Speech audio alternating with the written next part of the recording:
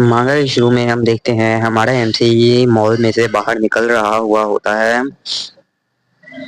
वो देखता है कि पास में एक डंजन खुला है और एक आदमी बोल रहा होता है कि अब हम ट्रैफिक कंट्रोल के अनुसार सारा काम करेंगे, प्लीज मेरी बातों पे ध्यान दें।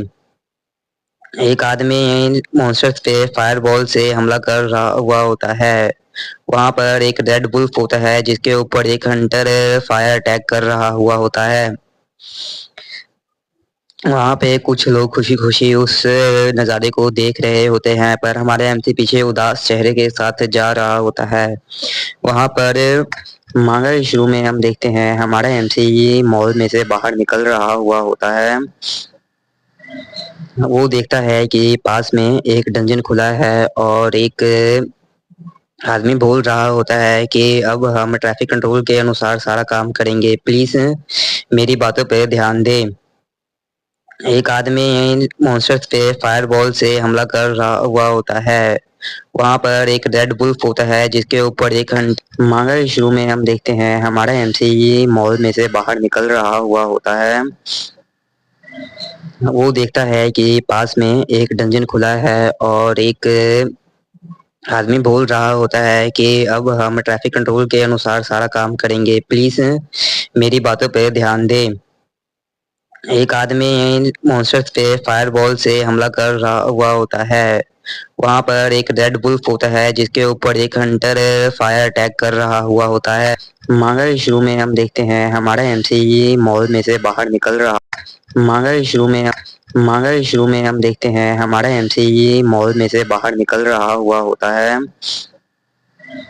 वो देखता है कि पास में एक डंजन खुला है और एक आदमी बोल रहा होता है कि अब हम ट्रैफिक कंट्रोल के अनुसार सारा काम करेंगे, प्लीज मेरी बातों पे ध्यान दें। एक आदमी मॉन्स्टर्स पे फायरबॉल से हमला कर रहा हुआ होता है।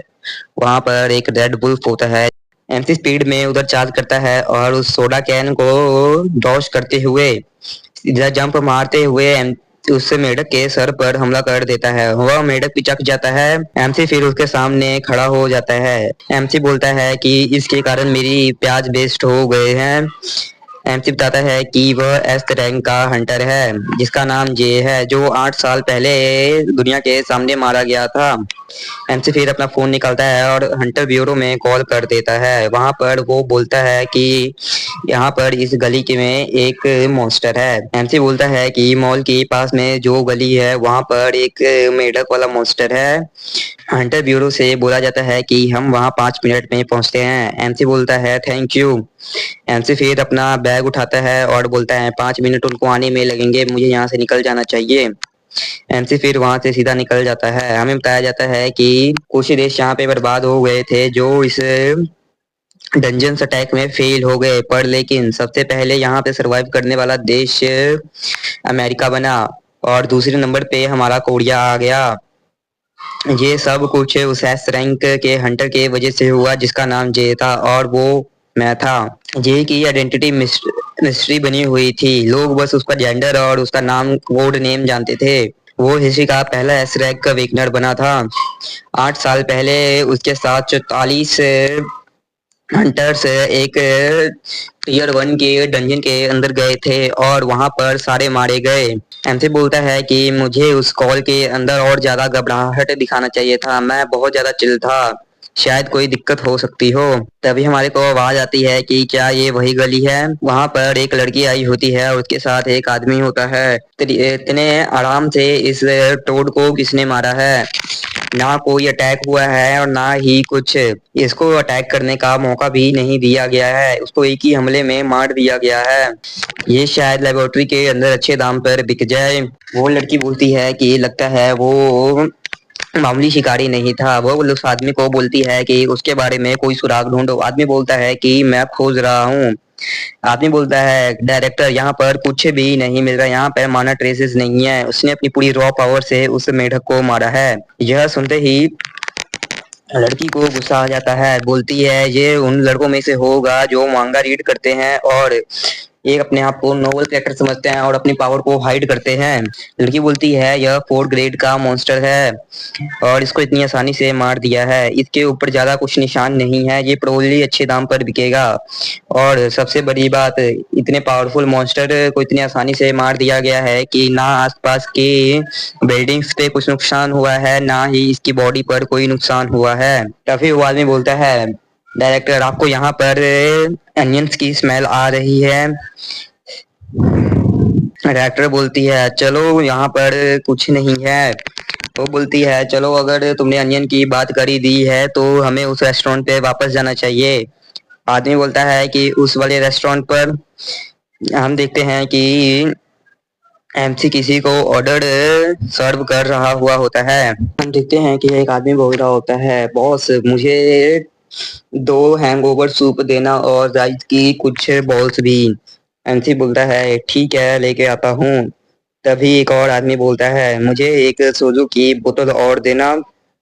एमसी उसकी तरफ देखता है और बोलता है तुमने पहले ही 2 ले रखी हैं। आदमी बोलता है मैंने तुम क्या बोल रहे हो, मैंने तो अभी पहली ही ली है। नहीं, एमसी बोलता है कि तुमने अभी एक बोतल अपने इन्वेंटोरी में रख दी है और एक हमारे पास है।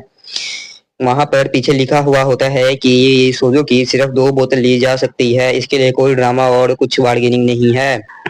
तभी वो आदमी फुसफुसाते हुए बोलता है मैंने तुम्हें पहले ही कहा था कि यहाँ पर सोजो की सिर्फ 2 बोतलें मिलती है। आदमी बोलता है कि मेरे हाथ मूव फास्टली मूव नहीं कर पाए। सेम ऐसा ही मॉन्स्टर के साथ भी होता है। वो आदमी बोलते हैं कि तुम्हें क्या लगता है वो एक हंटर है। आदमी बोलता है कि मेरे लीडर ने भी मुझसे पूछा था, उन्होंने मेरे लीडर ने भी उससे पूछा था पर उसने बोल दिया था कि मैं एक नॉर्मल सिविलियन हूँ, मैं कोई हंटर वंटर नहीं हूँ।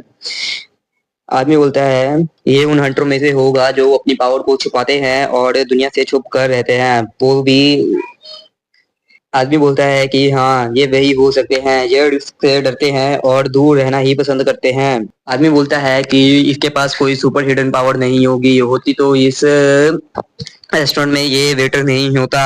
और ऊपर से पैसे किसको नहीं चाहिए, ये भी डंजन में जाकर पैसे फार्म कर रहा होता। आदमी बोलता है कि वो मामूली लोग तो बस अकड़ दिखाते हैं। तभी उसके सामने वाला आदमी बोलता है कि टीम लीडर इसको अपने पार्टी में हायर करना चाहते हैं पर ये अवेकनर नहीं है। वो आदमी बोलते हैं कि उसकी आंखें बहुत तेज हैं, इसके लिए कोई आम बात नहीं है। वो बोलता है कि ये अपने हाथ में आराम से गरम हैंगओवर सूप उठा कर लेके आ जाता है जैसे मानो इसके लिए कोई बड़ी डील ना हो। पावर ऑलरेडी नॉर्मल बंदों से ज्यादा है, अगर ये वेकनर बना तो कम से कम इसका बी रैंक तो होगा ही। एमसी अंदर बर्तन धो रहा हुआ होता है। एमसी बोलता है इनको क्या लगता है कि मैं किसी नोबडी गिल्ड में एंटर कर सकता हूँ। तभी हमें कुछ महीने पहले का सीन दिखाया जाता है। एमसी एक कचरे के अंदर पड़ा हुआ होता है। एमसी को अचानक से ही उल्टी आने लगता है। वह उठता है और बोलता है कि मैं कहाँ पर हूँ। वह बोलता है कि मैं तो उस मॉन्स्टर के सामने खड़ा था, मैं यहाँ पर अचानक कैसे आ सकता हूँ। वो बोलता है कि मैंने उस मॉन्स्टर के सिर में अपना तलवार मार दिया था, वो प्रोबेबिलिटी मर गया होगा। और ये रिफ्ट तभी ऊपर दिखता है, वहां पर एक रिफ्ट होती है, तो मैं इसको कैसे देख सकता हूँ। एमसी बोलता है कि पता नहीं कितना टाइम बीत गया होगा। एमसी फिर सोचने लगता है और एमसी वहां से उठता है और चला जाता है। हम सीन देखते हैं कि एक बूढ़ी महिला अपने रेस्टोरेंट के अंदर लहसुन छील रही होती है। तभी वहां पर एमसी आता है और बोलता है क्या मुझे कुछ खाने के लिए मिल सकता है। वो बूढ़ी औरत एमसी को ध्यान से देखती है और बोलती है तुम अंदर आ जाओ।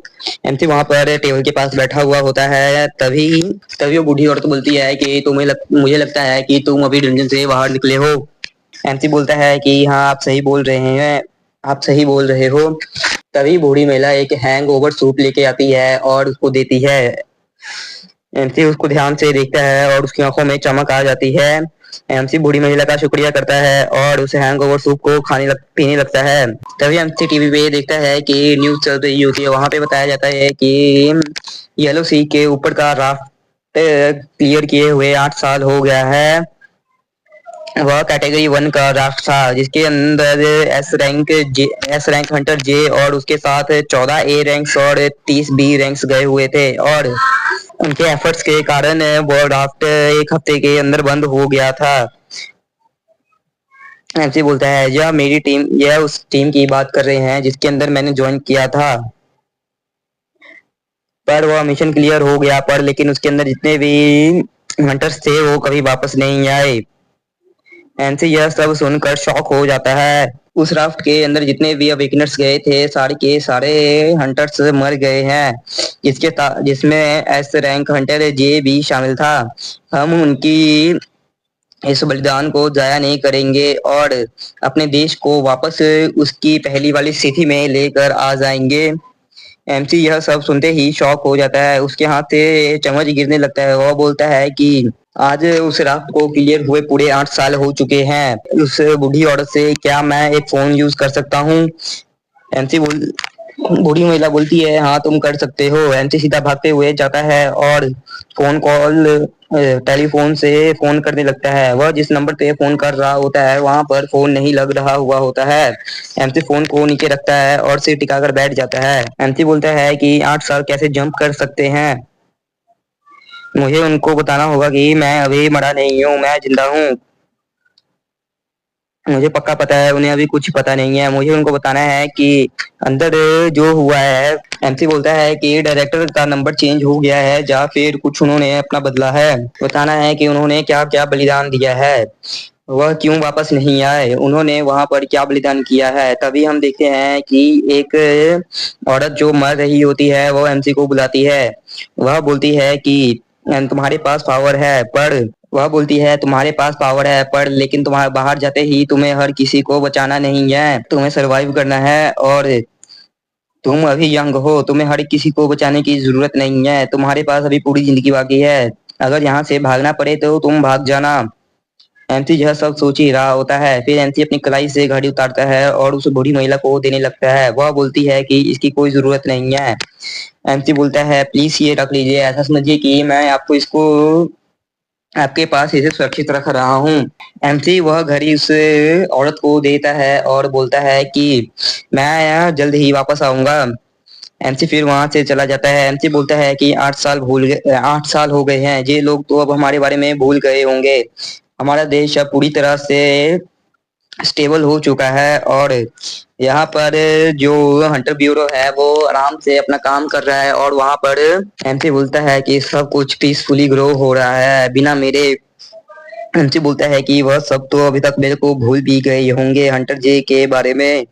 हंटर जे मर चुका है और यूजी के ही तो बारे में किसी को याद ही नहीं होगा। एमसी फिर वहां से क्वाइटली चला जाता है और हम देखते हैं एक पोस्टर जिसके ऊपर लिखा है कि पार्ट टाइम के लिए एक हेल्पर की जरूरत है।